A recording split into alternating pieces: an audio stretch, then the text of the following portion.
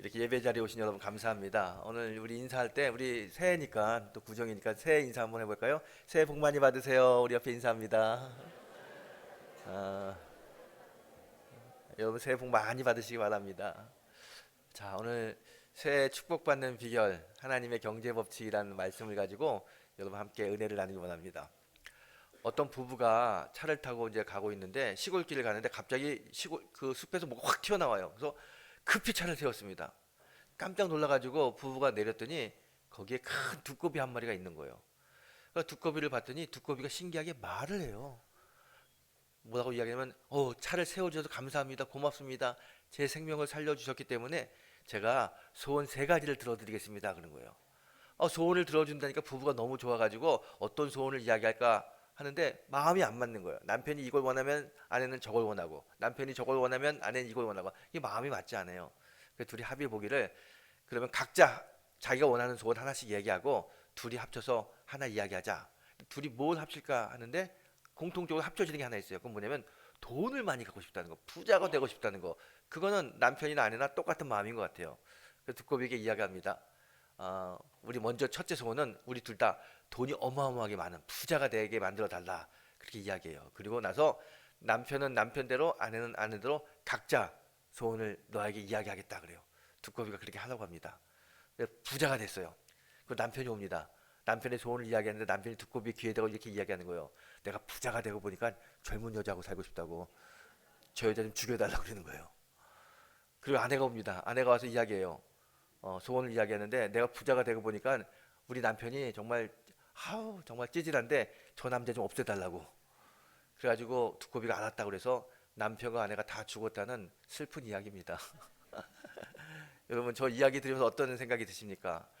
도대체 돈이 뭔데? 돈이 뭐라고 그렇게 한평생 살았던 남편과 아내를 돈 생겼다고 이렇게 배신하고 죽여버립니까? 이게 참 사람의 욕심이 끝이 없는 것 같아요. 성경을 보게 되면 성경은 이렇게 말씀합니다. 돈을 사랑함이 일만하게 뿌리다 그래요. 여러분 돈을 사랑하는 게 일만하게 뿌리인데 우리가 돈 없이는 또 살 수 없습니다. 돈을 무시하고 살 수 없는 게 우리들의 삶입니다. 그래서 제가 한번 물어볼게요, 여러분. 돈은 좋은 겁니까? 나쁜 겁니까? 어? 좋은 것이라고 하는 사람도 있고 나쁜 것이라고 하는 사람도 있을 거예요. 근데 여러분 사실은 성경에 돈을 사랑함이 일만하게 뿌리다 그랬어요. 돈이 일만하게 뿌리라고 이야기한 것이 아니라 돈을 사랑하는 게 뿌리라고 일만하게 뿌리라고 그랬어요. 돈은 여러분 돈은 좋은 것도 나쁜 것도 아닙니다. 돈은 중립적인 거예요. 돈을 어떻게 쓰냐에 따라서 좋은 게 될 수 있고 또 나쁜 게 될 수 있습니다. 근데 우리가 너무 돈을 사랑하니까 자꾸 돈을 나쁘게 쓰는 것 같아요. 그런데 이 돈이라는 게 우리 일상생활하고는 뗄래야 뗄 수 없기 때문에 성경에도 돈에 대한 말씀을 많이 합니다. 돈은 굉장히 물질적인 것이기 때문에 성경에 하나님의 말씀에는 돈에 대한 이야기가 없을 것 같은데 사실은 되게 많아요. 2350번이나 되는 물질에 대한 이야기가 많이 나옵니다. 그리고 예수님도 공생에 설교하실 때 물질에 대한 주제를 가지고 설교를 여러 번 하셨어요.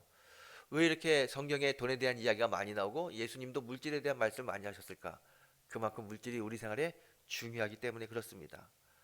물질을 어떻게 다루느냐에 따라 가지고 우리의 인생이 하나님 보시기에 아름다운 인생이 될 수도 있고 하나님 보시기에 아름답지 못한 인생이 될 수 있기 때문에 물질에 대한 문제가 많이 나오는 것 같아요.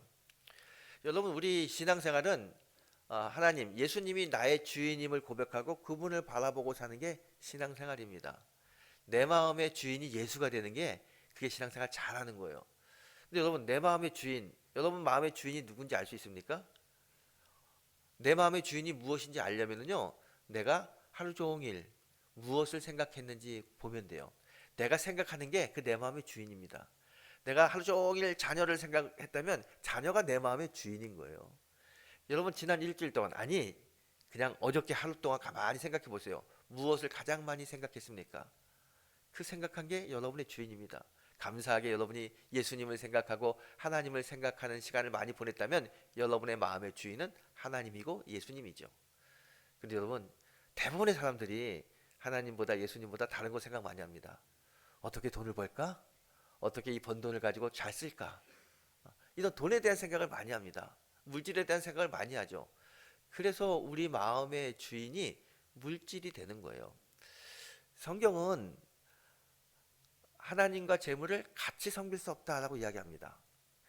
하나님이 있어야 될 자리에 재물이 자꾸 들어오려고 합니다. 그래서 재물은 끊임없이 우리를 유혹하고 우리를 힘들게 하면서 우리의 주인의 자리, 하나님이 우리의 주인의 자리인데 그거를 빼앗으려고 합니다. 그래서 우리의 삶이 굉장히 어렵고 또 유혹에 넘어가기도 하고 혼란해지는 것이 우리들의 삶입니다. 오늘 우리들의 삶이 하나님으로 딱 정해졌으면 좋겠어요. 우리 인생의 주인이 예수님임을 고백할 수 있는 그런 삶이 되기를 원합니다. 오늘 어떻게 살면 우리들의 마음의 중심이 예수님이 되고 하나님이 될 수 있을지 오늘 본문을 통해서 그 답을 좀 찾아가길 원합니다. 오늘 본문은 바울이 고린도 교회에 보낸 편지입니다. 본문의 내용은 간단합니다. 고린도 교회 성도들에게 예루살렘 교회, 당시 예루살렘 교회가 굉장히 어려웠어요. 그 어려운 예루살렘 교회를 위해서 헌금을, 연보를 좀 해달라고 부탁합니다. 그런데 그냥 억지로 하는 것이 아니라 기쁜 마음으로, 즐거운 마음으로 인색하지 않게 후하게 헌금을 하라라는 내용이 오늘 본문의 말씀입니다. 여기서 바울은 고린도 교회 교인들에게 하나님께 헌금을 할 때 기쁜 마음으로 헌금을 하라고 이야기해요. 자, 여러분 한번 물어볼게요. 여러분 우리 헌금 생활 많이 하잖아요. 헌금 생활 할 때 기쁘십니까? 기쁘게 하나님께 예물을 드립니까? 그런 분도 있어요. 참 감사하죠. 그런데 많은 분들이 헌금을 드릴 때 그렇게 기쁜 얼굴을 잘 보이지 않습니다. 제가 여기 앉아가지고 헌금을 드릴 때 보게 되면요, 뭔가 모르게 얼굴이 환하지 못해요. 좀 우울해. 우리가 일어나서 찬양하잖아요. 내게 있는 모든 것을 아낌없이 드리네. 이게 찬양하는데 마음에 많이 찔리는 것 같아요. 내게 있는 모든 걸 아낌없이 드리지 못하는데 이 찬양 불러도 될까? 뭐 그런 것 생각 때문에 그런지 얼굴이 좀 어두워요. 여러분, 하나님께 기쁘게 예물을 드린다는 게 어려워요. 근데 왜 하나님은 이렇게 어려운 걸 하라고 말씀하실까? 왜 기쁘게 예물을 드리라고 하실까? 도대체 성경은 왜 바울은 하나님께 예물을 기쁘게, 그것도 넉넉하게 드리라고 말씀하실까? 오늘 그 말씀의 그 의미가 어떤 의미인지 우리 좀 한번 생각해 봤으면 좋겠어요. 그리고 그 의미를 깨달을 때 2025년 승리하는 삶을 살 수 있습니다. 여러분, 오늘 본문 이야기를 다시 하게 되면요, 본문은 바울이 고린도 교회 편지 쓸 때 이야기입니다. 당시 예루살렘 교회는 큰 기근이 일어나서 굉장히 경제적으로 어려웠습니다. 뿐만 아니라 유대인들이 기독교 다니는 사람들 박해하고 옥에 가두고 또 많이 고문도 하고, 그래서 사람들이 뿔뿔이 흩어졌어요. 교회가 너무너무 힘들었습니다. 이 힘든 교회를 유지하기 어려웠기 때문에 바울이 이방 교회들에게 우리의 모교회 예루살렘 교회를 좀 도와줍시다, 헌금을 요청해요. 고린도 교회에도 헌금을 요청했습니다. 고린도 교회가 당연히 저희들이 도와드리죠 하고 약속을 했는데 1년이 지나도록 헌금을 하지 않았어요. 그래서 바울이 다시 이야기합니다. 예루살렘 교회를 위해서 헌금, 연보를 해주십시오. 그런데 연보할 때 그냥 하는 것이 아니라 기쁜 마음으로 아주 후하게 넉넉하게 하나님께 드리십시오. 그게 성도의 바른 모습입니다. 그렇게 이야기하고 있습니다. 여러분, 바울이 이야기하는 이 말을 들어보십시오. 기쁘게, 인색하지 않게 예물을 드려라. 7절의 말씀이죠. 각각 그 마음에 정한 대로 할 것이요 인색함이나 억지로 하지 말지니 하나님은 즐겨내는 자를 사랑하시느니라. 바울은 아주 강하게 이야기합니다. 즐겁게, 기쁘게 내라는 거예요. 이 기쁘다는 이 말이 헬라어로 히라리오스라고 하는 단어를 쓰는데요, 이거는요 굉장히 너무 기뻐가지고요 막 펄쩍펄쩍 뛰면서 하는 그 즐거움 상태를 히라리오스라고 이야기합니다. 헌금을 드릴 때 그렇게 기쁘게 내라는 거예요. 막 뛸 듯이 기쁘게, 너무 좋아서 내가 헌금 낸다는 것 이 하나가 너무너무 기쁜 거예요. 그런데 우리가 이렇게 기쁘게 하나님께 예물을 드리면 어떤 일이 벌어지기 때문에 바울은 강하게 기쁘게 예물을 드리라고 이야기할 거예요. 여러분, 성경을 보게 되면요, 하나님께 기쁘게 예물을 드리는 사람에게 특별한 은혜가 오는데, 어떤 은혜가 오냐면 하나님과의 관계가 아주 밀접해집니다. 하나님과 친밀해져요. 하나님께 예물을 드리면 하나님과 관계가 굉장히 좋아집니다. 마태복음 6장 21절에 이런 말씀이 있습니다. 내 보물이 있는 곳에 내 마음도 있느니라. 보물이 있는 곳에 내 마음이 있다는 거예요. 여러분, 우리가 가끔 이제 여러분들 중에 생일이나 감사 조건이 있어가지고 꽃꽂이 헌금을 합니다. 꽃꽂이 헌금을 하잖아요. 그럼 교회 딱 들어오면요, 꽃꽂이가 제일 먼저 눈에 보입니다. 내가 낸 이 예물로 만든 이 꽃꽂이 어떻게 생겼을까? 눈에 제일 먼저 들어와요. 여러분이 마이크를 이제 업무하잖아요. 그럼 예배당에 앉을 때마다 내가 드린 이 마이크가 제일 눈에 들어와요. 그게 우리의 마음이에요. 그래서 주님이 그러잖아요. 보물이 있는 곳에 내 마음도 있다. 우리가 예물을 주님께 드리면 그곳에 내 마음이 있기 때문에 하나님과의 관계가 밀접해지는 거예요. 내가 드리는 그곳에 내 마음이 있습니다. 내가 드리는 이 예물 속에 하나님이 있기 때문에 하나님과의 관계가 친밀해지는 거예요. 그래서 기쁘게 예물을 드리라고 바울이 말씀한 겁니다. 또 우리가 기쁘게 예물을 드리면 우리는 신앙적으로 예수님 닮아가는 풍성한 인격의 사람이 될 수 있습니다. 여러분, 신앙은요 예수님을 닮아가는 거 아닙니까?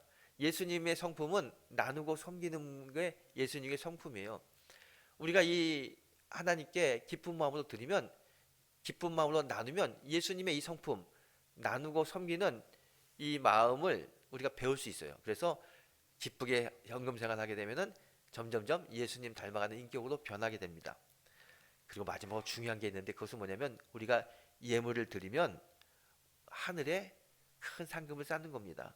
마태복음 6장 20절에 성경은 이렇게 말씀합니다. 오직 너희를 위하여 보물을 하늘에 쌓아두라. 그래요. 헌금은 우리들의 보물을 하늘에 쌓아두는 겁니다. 하늘에는요 우리들의 다 예금 계좌가 있어요. 거기 있는 걸 우리가 갖다 쓸 수는 없지만 여기서 하늘에 저금을 할 수 있습니다. 어떻게 저금합니까? 나누고 섬기면서 하늘에 저축을 하는 거예요. 그러면 우리가 하늘에 갔을 때 그 저축한 걸 가지고 살 수 있습니다. 그래서 성경은 하늘의 보물을 쌓아두라 라고 이야기합니다. 우리가 기쁘게 하나님께 드리는 것, 그것이 바로 우리의 보물을 하늘에 쌓아두는 겁니다. 이렇게 우리가 기쁨의 예물을 드릴 때 우리들의 신앙, 우리들의 삶의 모습은 참 바뀌죠. 하나님과 친밀해지고 예수님을 닮아가고 하늘의 보화를 쌓는 그런 복된 삶을 살 수 있습니다. 그렇기 때문에 바울은 기쁘게 하나님께 예물을 드리라 라고 말씀합니다. 그래서 저는 이 말씀을 가만히 묵상하면서 신앙생활, 믿음생활을 한다는 게 뭐냐? 다른 게 아니에요. 오늘 이 경제 관점에서 신앙생활을 보게 되면 신앙생활은 물질의 주인이신 주님께서 주신 것을 주님께 기쁨으로 드리는 것, 그게 신앙생활이다 라고 이야기하고 싶습니다. 여러분, 다른 게 아니에요. 믿음생활은요 하나님이 나에게 주신 것을 내가 기쁘게 하나님께 다시 돌려드리는 것, 그게 신앙생활이라는 거예요. 여러분 한번 생각해 보세요. 우리가 지금까지 많은 것들을 쓰고 사용했습니다. 우리 필요가 많았어요. 50년, 60년, 70년 사는 동안 우리가 굉장히 많은 것을 필요했습니다. 그런데 그게 다 채워지지 않았습니까? 그래서 굶지 않고 어렵지 않게 다 지금까지 살아왔어요. 어떤 사람들은 내가 열심히 노력해서 내 의지로 살았다라고 이야기할 수 있겠지만 사실은 내 의지로 산 것이 아니라 전능하신 하나님이 베풀어 주셨어요. 나의 필요를 아시는 주님께서 필요를 채워주셨기 때문에 내가 50년, 60년, 70년 살 수 있는 거예요. 마치 그 옛날 이스라엘 백성들이 광야에서 생활할 때, 광야는 먹을 걸 구할 수가 없잖아요. 돈을 벌 수가 없어요. 그렇지만 만나와 메추라기를 보내주시고 물을 때를 따라 보내주셔가지고 그들이 40년 동안 거기서 살았어요. 그들의 모든 필요를 하나님이 채워주셨습니다. 40년 동안 옷이 헤어지지 않았고 신발이 헤어지지 않는 그 은혜를 하나님이 주셨어요. 하나님이 그들의 필요를 채워주셨습니다. 신약에 와도 예수님이 이제 광야에서 설교할 때 저녁이 됐는데 배가 너무 고파요. 사람들이 먹을 게 없어요. 구할 데가 없습니다. 그때 예수님이 그 사람들 다 앉혀놓고 물고기 2마리와 보리떡 5개를 가지고 5,000명이나 되는 사람을 다 먹이고도 남겼습니다. 그들의 배고픔의 필요를 아시는 예수님께서 필요를 채워주셨습니다. 그래요 여러분, 우리 인생은요, 믿음 생활은 하나님이 우리의 필요를 알아요. 무엇가 필요한지, 건강이 필요한지, 시간이 필요한지, 재물이 필요한지, 관계가 필요한지 우리의 필요를 주님이 다 아십니다. 그리고 그 필요를 채워주시는 분이 우리 하나님이세요. 그래서 우리가요 신앙생활 할 때 나의 필요를 채워주시는 하나님, 내가 가지고 있는 모든 것의 주인은 하나님이라고 고백하는 게 정말 중요합니다. 여러분, 우리의 모든 것이 다 하나님으로부터 왔음을 고백할 때 우리는 진정한 예수님의 제자가 되고요, 하나님의 자녀가 될 수 있습니다. 우리 모든 것이 하나님이 주신 것이라면 우리의 기도도 좀 바뀌어야 됩니다. 여러분, 우리가 기도할 때 어떻게 기도합니까? 이렇게 기도하는 사람 많잖아요. 하나님, 제가 가지고 있는 재물을 가지고 어떻게 하나님의 뜻을 이룰 수 있을까요? 하나님, 내가 가지고 있는 건강을 가지고 어떻게 좋은 일을 할 수 있을까요? 하나님, 내가 가지고 있는 시간을 가지고 무슨 일을 할까요? 이렇게 기도할 수 있습니다. 이런 기도도 참 중요한 기도인데 나의 모든 소유가 다 하나님의 것이라고 고백하는 사람은 기도가 조금 바뀌어야 돼요. 나의 것을 가지고 하나님 어떻게 하겠습니까? 라는 기도가 아니라 하나님, 하나님이 주신 재물을 가지고 어떻게 하나님의 마음을 기쁘게 해드릴 수 있겠습니까? 하나님, 하나님이 주신 시간을 가지고 어떻게 하나님을 위해서 사용할 수 있겠습니까? 이렇게 기도가 바뀌어야 되는 겁니다. 하나님이 주신 것을 내가 어떻게 사용할까요? 이렇게 기도하는 것이 영적인 기도고요. 그런 기도를 통해서 하나님은 우리와 더 친밀해지시고 더 큰 은혜를 베풀어 주십니다. 그래서 믿음이라는 게요, 어떤 거냐? 신앙생활은 다른 게 아닙니다. 하나님이 주신 것을 가지고 하나님의 기쁨을 드리기 위해서 사용하는 것, 그게 신앙생활이고 믿음 생활이라는 거예요. 우리가 이렇게 우리의 모든 것이 하나님의 것임을 인정하고 하나님을 위해서 사용한다면 하나님은요, 우리들의 예물을 받으시고 더 크게 역사하시는 분이 우리 하나님이십니다. 오늘 8절에 보게 되면 성경은 이렇게 이야기합니다.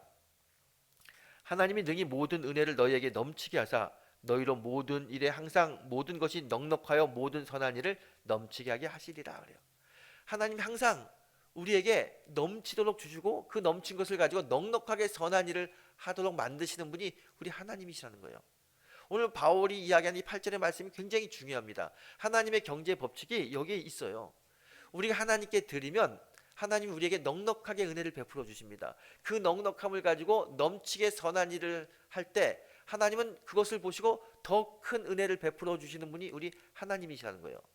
그래서 하나님의 경제 법칙은 간단합니다. 우리가 하나님께 드리면 하나님 우리에게 넉넉한 은혜를 주시고 그 넉넉한 은혜를 가지고 넉넉하게 착한 일, 선한 일, 나누는 일을 하게 되면 하나님이 더 큰 은혜를 주신다. 이렇게 은혜가 선순환으로 돌아가는 것, 이게 하나님의 경제 법칙입니다. 여러분, 오늘 우리는 하나님의 경제 법칙을 알아야 됩니다. 오늘 하나님의 경제 법칙 바울이 이야기하죠. 인색함으로 드리지 말고 기쁜 마음으로 후하게 넉넉하게 드리라는 거예요. 그러면 하나님께서 그걸 받으시고 더 넉넉하게 우리의 필요를 채워주시고 그걸 가지고 더 넉넉하게 선한 일에 사용하게 하신다는 겁니다. 이 선순환의 구조가 하나님의 경제 법칙입니다. 여러분, 2025년 어떻게 사시겠습니까? 여러 가지 삶의 방법들이 다 있을 겁니다. 그런데 우리 아시잖아요. 우리가 잘 살기 위해서는 하나님이 도와주셔야 돼요. 은혜를 베풀어 주셔야 돼요. 근데 하나님의 은혜의 법칙은 분명합니다. 우리가 하나님께 드리면 하나님은 넉넉하게 채워주시고 그 넉넉함을 가지고 더 선한 일을 하도록 이끄시는 분이 우리 하나님이시라는 거예요. 이 하나님의 경제 법칙을 가지고 2025년 승리하는 삶을 사는 성도가 되길 원합니다. 여러분, 오늘 바울이 말한 것처럼 하나님께 즐겨 드리고 기쁘게 드리고요, 넉넉하게 드리면서 하나님이 채워주시는 풍성한 은혜를 맛보는 믿음의 성도가 되기를 이 아침 주님의 이름으로 축원합니다. 제가 이 말씀을 이렇게 준비하다가 최근에 본 책이 하나 생각납니다. 이 책입니다. 하나님 어떻게 쓸까요? 그리스도인이 돈을 다스리는 태도라고 하는 책인데요. 임은미라고 하는 케냐 선교사님이 쓴 책입니다. 이 책에 이런 내용이 나와요. 이분이 케냐 선교사로 가기 전에 한세대학교에서 신학대학원생을 가르치셨습니다. 대학생들을 가르치고 있는데 이 학생들이 너무 세속적인 세계관에 잡힌 거예요. 욕심 많고 자기 것만 원하고 나눌 줄 몰라요. 그래서 이 학생들에게 어떻게 하나님의 나눔을 좀 가르칠 수 있을까? 이렇게 나눈다는 것이 하나님의 경제 법칙을 알아야 될 텐데 이렇게 고민하고 있는데 하나님께서 지혜를 주셔가지고 학기 초에 학생들 다 모아놓고 학생들에게 이야기합니다. 2만 원씩 주는 거예요. 교수님이 2만 원씩 주면서 이 2만 원을 거저 좋은 일에 한번 써보십시오. 그리고 한 학기 동안 이 2만 원이 어떻게 나에게 다시 돌아오는지 한번 경험해 보시고 2만 원보다 더 돌아오게 되면 2만 원은 나에게 갚고 나머지 돈 여러분이 쓰세요. 돌아오지 않으면 나한테 안 갚으셔도 됩니다. 그래서 2만 원을 다 나눠줬어요. 그 나눠주면서 이분이 하고 싶었던 일은 뭐냐면 이 나눔을 통해서 이들이 하나님의 그 마음을 좀 알았으면 좋겠고 나눈다는 것이 어떻게 하나님의 은혜를 이룰 수 있는 방법인지 그걸 경험했으면 좋겠다는 그런 생각으로 2만 원씩 나눠줬어요. 자, 2만 원을 다 나눈 다음에 이제 학기가 지났습니다. 학기 말에 학생들이 다 그걸 가지고 간증을 하는데 참 놀라운 간증들을 많이 합니다. 어떤 학생은 이렇게 이야기합니다. 교수님이 준 2만 원을 가지고 뭐 할까 고민하고 있는데 마침 교회에서 어려운 교회를 도와준다는 이야기를 들어서 그 2만 원에다가 자기 돈을 보태가지고 개척교회 지원 헌금을 했대요. 근데 그 학기에 뭐 기업체에서 장학생을 선발하는데 거기에 응모했더니 장학생 선발이 돼서 200만 원을 받았다고 합니다. 그리고 간증을 해요. 또 어떤 학생은 그 교회에서 단기 선교를 가는 단기 선교 팀원들이 있어서 단기 선교로 2만 원을 헌금했다고 합니다. 그랬더니 올해 여름에 단기 선교 가려고 자기도 준비하고 있는데 교회 어떤 권사님이 자기의 단기 선교 후원비를 다 100% 내주겠다고 이야기했다고 합니다. 그런 간증들 하는 거예요.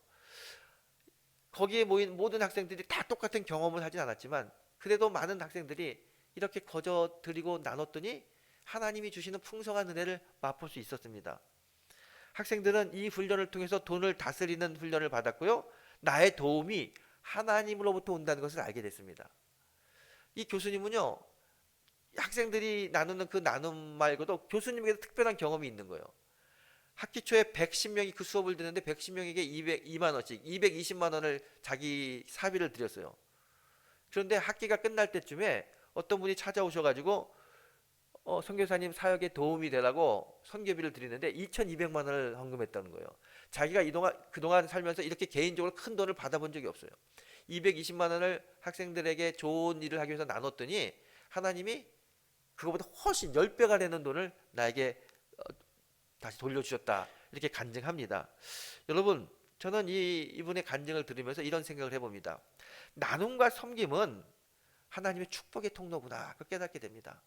여러분, 오늘 바울이 이야기하잖아요. 기쁘게 드리십시오. 기쁘게 나누십시오. 그러면 하나님의 풍성한 은혜가 우리의 삶 속에 임할 겁니다.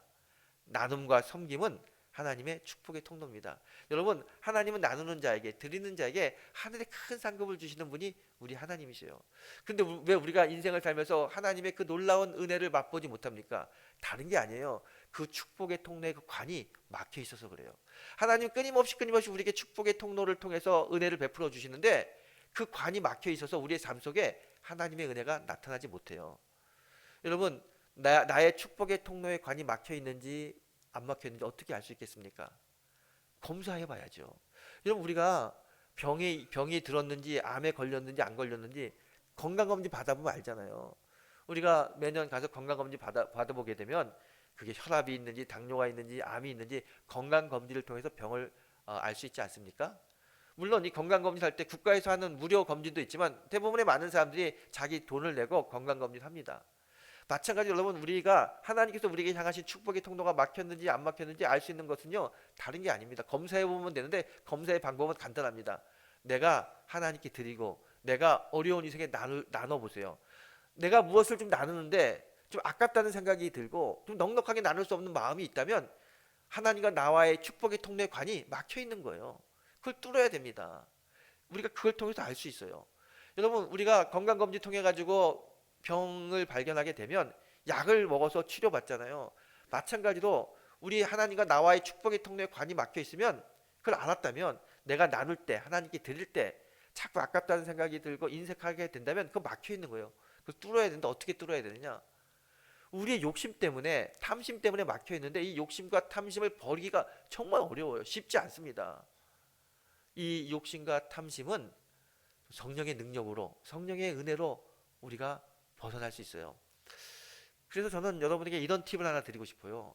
내가 탐심으로 내 하나님과 나와의 축복의 통로에 관이 막혀 있다면 이걸 뚫기 위해서 여러분 하나님의 말씀을 한번 사용해 보세요. 하나님의 말씀에는 능력이 있습니다. 좌우의 날선 검처럼 악한 것을 물리치는 능력이 있습니다. 하나님이 세상을 말씀으로 만드셨잖아요. 하나님 최초에 만든 말씀이 어떤 말씀인지 아세요? 빛이 있으라, 빛이 있으라. 하나님 빛이 있으라 이 말씀으로 세상을 만들고 온 우주를 만드셨습니다. 빛이 있으라. 이 말이 히브리어로 예이오름이라는 겁니다. 예이오름. 예이오름이 뭐냐면 빛이 있으라니에요. 이 말에는 강력한 힘이 있습니다. 빛이 있으라. 우리 마음의 어둠의 빛, 욕심의 빛, 이 탐심의 빛, 그게요 우리 힘으로 할 수 없어요. 하지만 빛이 있으라, 예이오름 선포하면요 하나님의 빛이 확 비춰지면요 우리 마음에 있는 어둠의 빛이 사라집니다. 욕심의 빛, 탐심의 빛이 사라지고 막혔던 그 축복의 통로의 관이 뻥 뚫리는 역사를 맛볼 수 있을 겁니다. 여러분, 우리가 하나님께 드릴 때 또 섬길 때 나눌 때 자꾸 인색한 마음이 들고 또 아까운 마음이 든다면 여러분 외치세요. 예이오루 빛이 있으라. 그러면 하나님의 빛이 우리 마음에 비칩니다. 여러분 뿐만 아니라 여러분 병마와 싸울 때, 여러 가지 어려움이 있을 때, 지치고 힘들 때, 자꾸 하나님의 뜻대로 내가 살지 못할 때, 악한 영들이 여러분을 공격할 때 여러분 외치세요. 예의오로 빛이 있으라. 그 빛이 하나님의 역사를 맛보는 놀라운 능력의 말씀이 될 줄 믿습니다. 여러분 한번 외쳐보세요. 예의오로, 예의오로. 여러분 힘들 때마다, 욕심이 올 때마다, 탐심이 생길 때마다 올해는 좀 외쳐보세요. 예의오로 빛이 있으라. 빛이 있으라. 예의오로가 생각 안 나면 그냥 한국말로 빛이 있으라 그래도 돼요. 빛이 있으라. 그 빛이 하나님과 우리의 막힌 담을 허물어주고 관을 뚫어줄 겁니다. 그래서 이 나눔과 섬김은 하나님의 축복의 통로라고 이야기하는 거예요. 여러분 올 한 해 나눔과 섬김을 통해서 하나님이 주시는 놀라운 은혜를 받는 믿음의 성도가 되길 축복합니다. 여러분 인생에는 두 가지 방법이 있습니다. 더하기 인생을 사는 사람이 있고요, 곱하기 인생을 사는 사람이 있습니다. 더하기와 곱하기, 더하기는 세상적인 인생이고요, 곱하기는 하나님의 경제 법칙이에요. 우리가 가만히 보게 되면 더하기나 곱하기, 처음에 1 더하기 1은 2예요. 1 곱하기 1은 1입니다. 더하기가 훨씬 유리해요. 곱하기가 미치는 것 같아요. 2 더하기 2는 4입니다. 2 곱하기 2도 4예요. 더하기 인생이나 곱하기 인생이나 별 차이가 없어요. 그런데 여러분 시간이 지날수록 달라져요. 3 더하기 3은 6이지만 3 곱하기 3은 9입니다. 10 더하기 10은 20이지만 10 곱하기 10은 100입니다. 곱하기 인생은요, 시간이 지나면 지날수록 놀라운 결과를 가져옵니다. 세상의 인생, 더하기 인생은요, 그냥 고만고만 변하지 않아요. 하지만 하나님께서 역사하시는 하나님의 인생은, 이 곱하기 인생은 우리가 믿고 섬기고 드리고 나누면 점점점 풍성하게 만들어주시는 하나님의 은혜, 이 인생이 바로 곱하기 인생입니다. 여러분 2025년 모든 분들이 다 어렵다고 그러잖아요. 힘들다고 그러잖아요. 이 어려울 때 어떻게 살아야겠습니까? 곱하기 인생으로 하나님의 경제 법칙으로 사는 성도가 되길 바랍니다. 우리가 하나님께 기쁜 마음으로 드리면, 인색하지 않게 드리면 하나님이 넉넉하게 채워주십니다. 그 넉넉하게 채워주신 것을 가지고 더 선한 일에 사용하는 것, 그게 곱하기 인생을 사는 거고요. 그렇게 살 때 우리의 인생은 정말 복된 인생이 될 거고, 2025년 남들이 다 어렵다고 하지만 예의로 하나님의 그 빛으로 우리는 승리하는 삶을 살 수 있을 거라고 믿습니다. 그런 은혜가 우리 모두에게 풍성하게 임하게 되시기를 주님의 이름으로 축복합니다. 기도하겠습니다.